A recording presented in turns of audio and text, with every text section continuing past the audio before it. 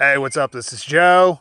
In this video, I make a temporary home in the wilds outside of Cedar City, Utah, where I ride, camp, and do my best to stay alive in this beautiful and potentially deadly section of the American Southwest. This would be a bad scenario, getting your leg trapped under one of these.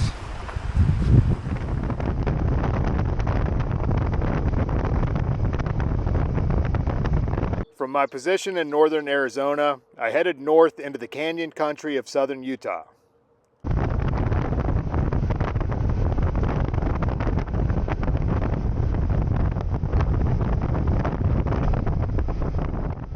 In deciding where to go, I looked at a map and saw a town called Cedar City, located in the southwest corner of the state. It had a good ring to it, so I figured why not check it out.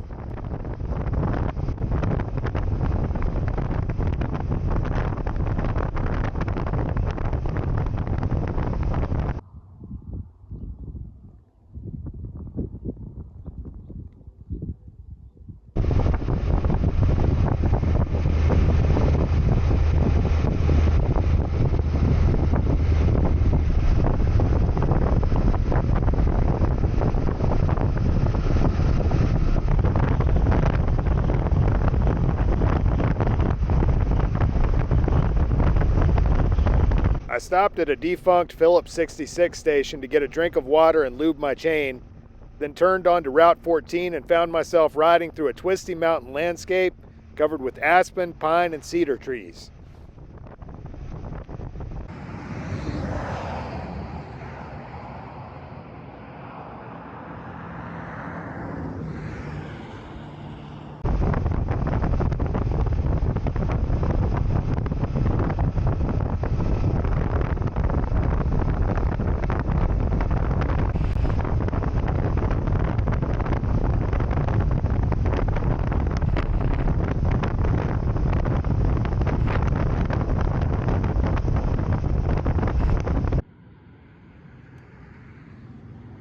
Man, this is just unfrickin' believable out here.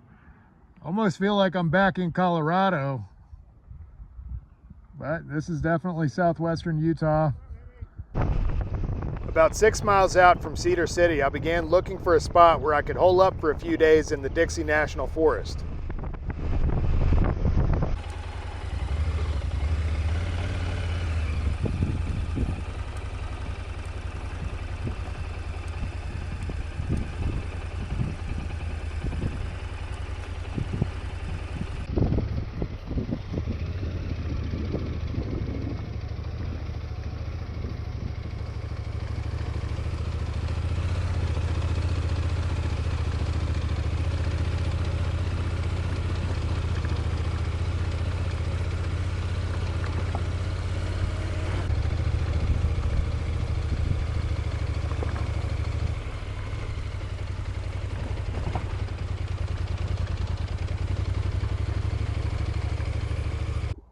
All right, this is my beautiful camp outside of Cedar City, a few miles. So just got everything set up. Now I'm gonna head into town and get some groceries, stock up on water, anything else.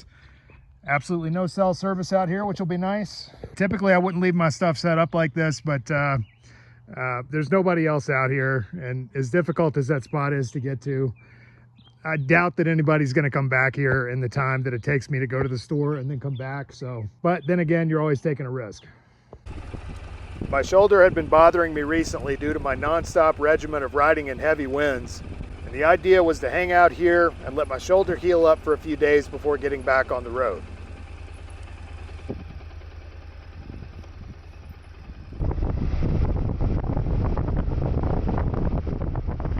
I've found resting up like this from time to time to be enormously beneficial, not only physically but also mentally, and at this point in the journey I was ready for a break.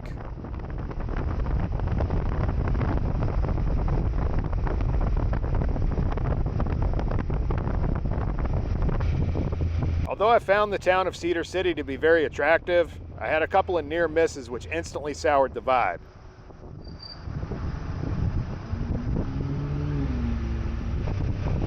Almost every parking space outside the grocery store was full, and most of them seemed to be out-of-town tourists who'd brought their horrible driving skills with them. Everyone here was in some kind of a damn big hurry, and I couldn't wait to get back to the woods.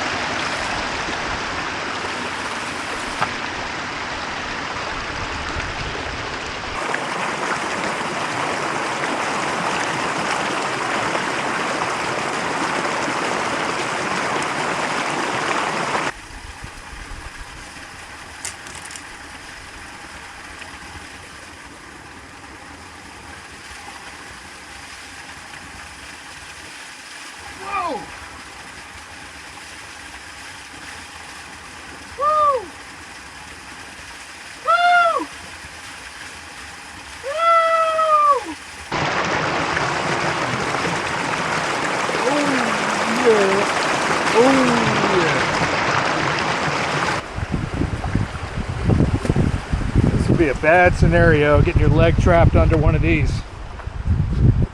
I'm gonna try really hard not to do that.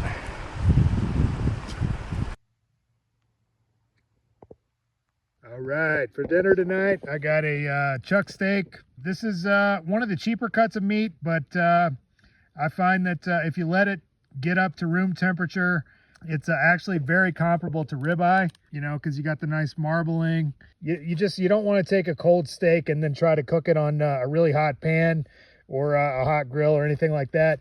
You want to let it get to the point where it's no longer cold. This is still cool to the touch, which is perfect. It should be absolutely delicious. And $8.99 a pound. It's about $10 less per pound than the ribeye.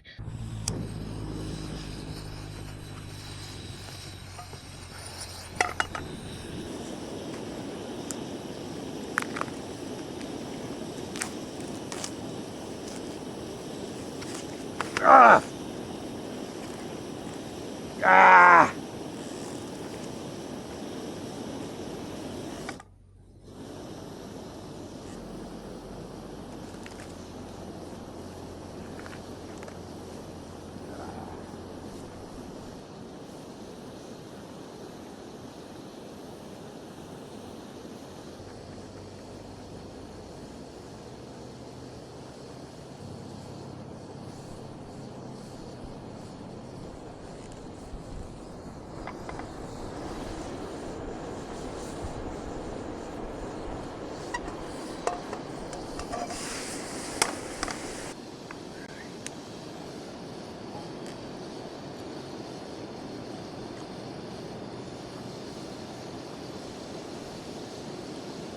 Fine needle.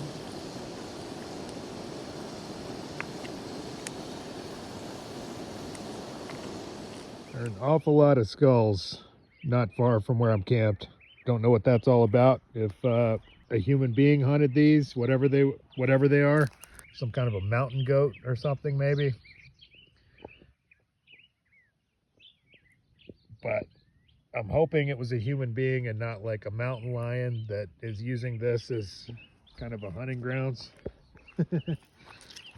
Otherwise, the next skull you see up here might be mine. There's another piece of a skull. No idea what the hell that was. Looks like it's been smashed. Maybe somebody was using this fire pit to roast this animal, whatever it is, whole. And that just happens to be what's left.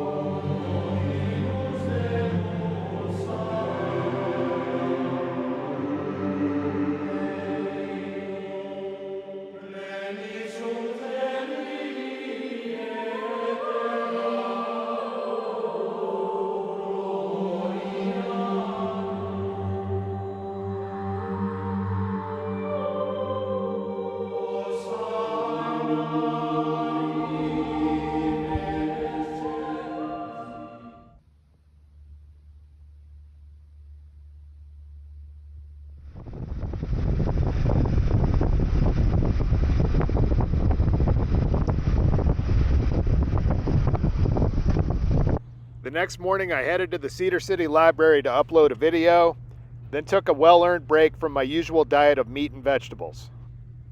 If I could manage to avoid dropping it in the dirt, I'd be doing all right.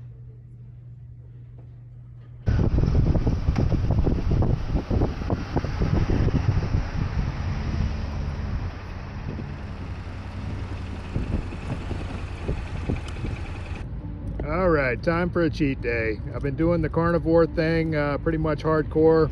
I haven't really deviated from it in about 2 weeks, which seems to be about right. Every 2 weeks I'll take a cheat day. Although I'm like about as hardcore of a pizza snob as you can possibly imagine, I've got a soft spot in my heart for Little Caesars, in part because it's what I grew up with.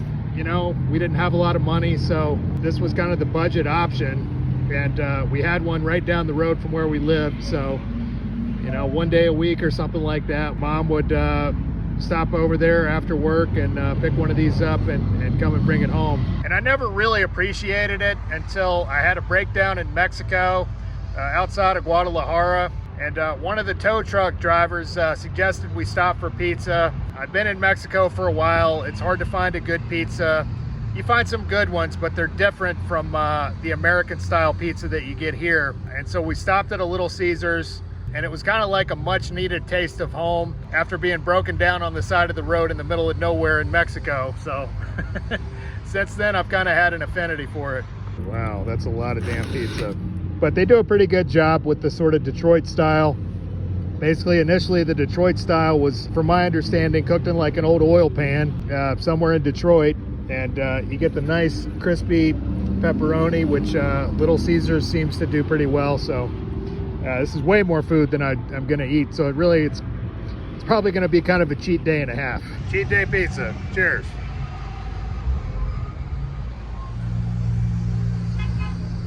That hits the spot. Well, this town unfortunately is not all I hoped it would be. I was hoping for kind of a smaller town with not much traffic and not many tourists, and this is the exact opposite of that. Super touristy, crazy traffic, people driving like maniacs. Not really my environs. So I'm hitting the road tomorrow, and just gonna keep on slowly kind of migrating my way north, just kind of playing it by ear. I can't really do a lot of long days on the bike because of my shoulder. I think I tore maybe my rear deltoid muscle, which I've done before. So I just gotta do really short days like I usually do, and not really push it too hard. Hopefully I can find a good town somewhere to sort of sit down and relax and kind of get settled in. That's what I'd hoped I would find here, but it's just, for whatever reason, I'm not really crazy about the vibe. So unfortunately, it looks like I'm gonna be riding through more crazy, intense winds coming out of here. There's this Route 12 that I hear is a really good ride around Bryce Canyon. I'm just gonna kind of check it out and see what the scenery looks like. The one thing this place really had going for it was that the ride back home definitely didn't suck.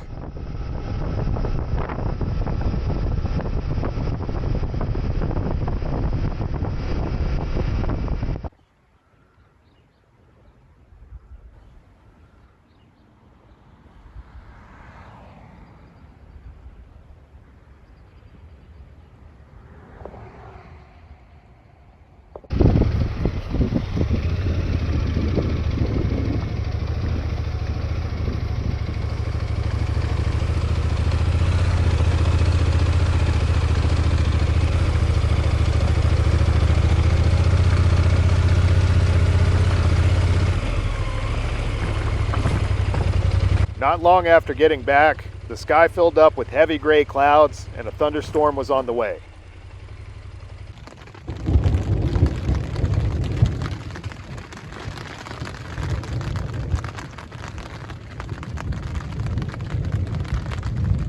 All I can do is hope this passes pretty soon. The road coming up here looks like it has the potential to get really, really slippery.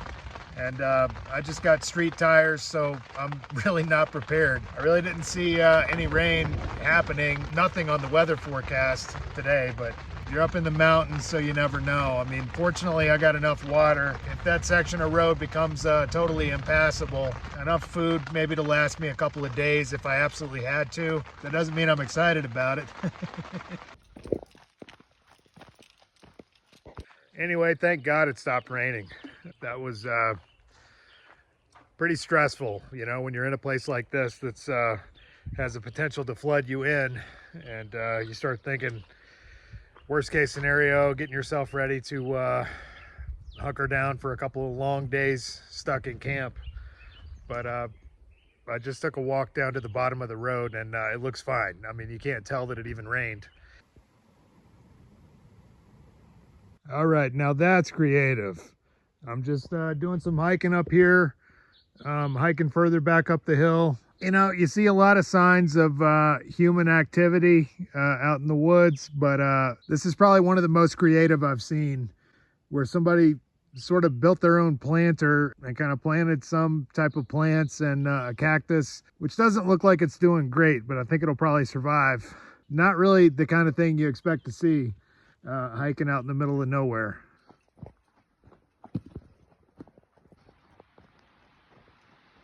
Whoa.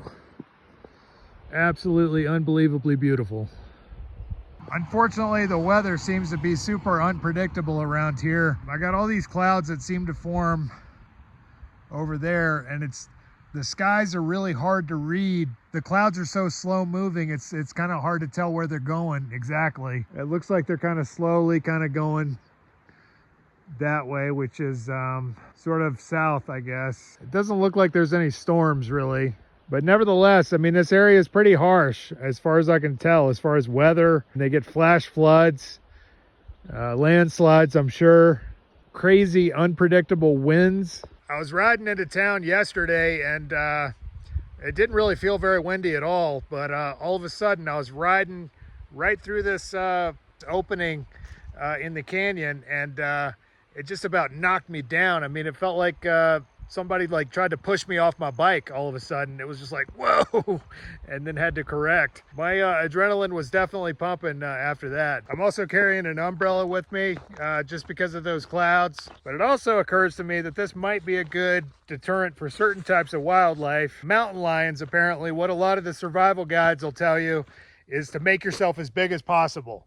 So like if you have a coat or a hoodie or something like that, open it up, spread it out like that, and obviously don't back down from the mountain lion, because if you try to run away from a mountain lion, it will chase you and it will catch you more than likely. But see, I'm almost thinking if you had this umbrella into sort of a bigger thing, or even like do like this, it might be too confused to even know what the hell to do, and just say, I don't want to mess with that guy. Or you might get mauled even faster. I don't know.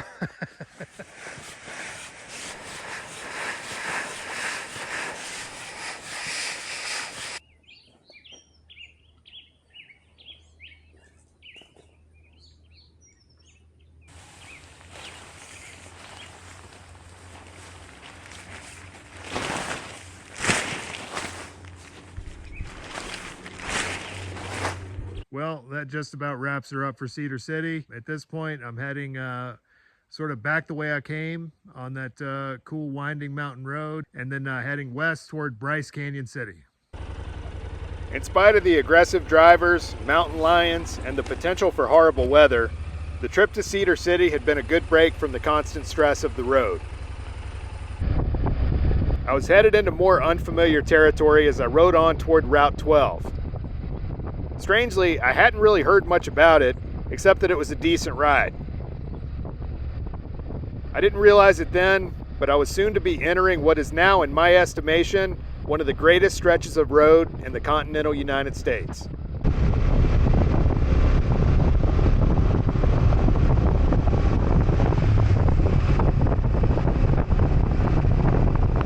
So as always, if you enjoy this video, please hit like and subscribe.